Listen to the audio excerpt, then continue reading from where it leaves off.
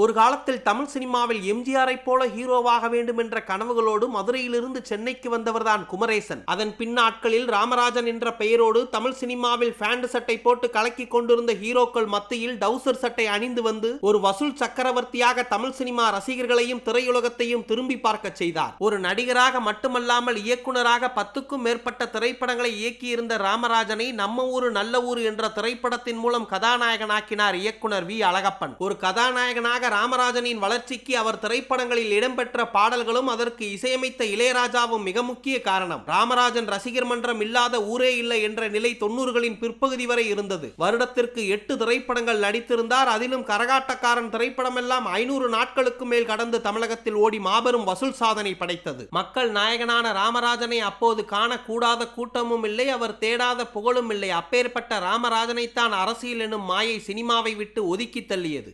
சிறு வயதிலிருந்தே எம்ஜிஆர் மீது அதீத அன்பும் அபிமானமும் கொண்டிருந்த ராமராஜன் எம்ஜிஆர் அவர்களின் மறைவுக்கு பிறகு தன்னை அதிமுகவில் இணைத்துக் கொண்டார். ஜெயலலிதா அணியில் இணைந்து செயல்படத் தொடங்கியவர் அதிமுகவின் பிரச்சார கூட்டங்களில் முனைப்போடு பங்கேற்றார். அதற்கு பரிசாக கடந்த 1998ஆம் ஆண்டு நடைபெற்ற மக்களவை தேர்தலில் அதிமுக வேட்பாளராக திருச்செந்தூர் தொகுதியில் ராமராஜனை போட்டியிட வைத்து டெல்லிக்கு எம்பியாக அனுப்பி வைத்தார் ஜெயலலிதா. மத்தியில் வாஜ்பாய் அரசு கவிழ்ந்ததால் 13 மாதத்தில் தனது நாடாளுமன்ற உறுப்பினர் பதவியை பறிகொடுத்தார் ராமராஜன். அரசியலில் எம்பியாக உச்சம் தொட்ட ராமராஜனை அடுத்தடுத்து சோகங்கள் துரத்தியது. 2000ஆம் ஆண்டு தனது காதல் மனைவி நளினியுடன் ஏற்பட்ட கருத்து வேறுபாட்டால் விவாகரத்து பெற்றார். அரசியலில் ஈடுபட்டதால் அவரது சினிமா வாய்ப்புகளும் மெல்ல மெல்ல மங்கத் தொடங்கின. தமிழ் சினிமாவில் நட்சத்திர ஜோடிகளாக வலம் வந்த இருவரும் 13 ஆண்டுகால திருமண இடைவேளைக்கு பின்னர் தங்களது விவாகரத்தை அறிவித்தனர். விவாகரத்து பெற்று 20 ஆண்டுகள் ஆன போதிலும் இன்று வரை தன் முன்னாள் கணவர் ராமராஜனை நேசித்து வருவதாக நளினி ஒரு பேட்டியில் வருத்தத்தோடு தெரிவித்துள்ளார். அன்றைய காலகட்டத்தில் நளினியை காதலித்த குற்றத்திற்காக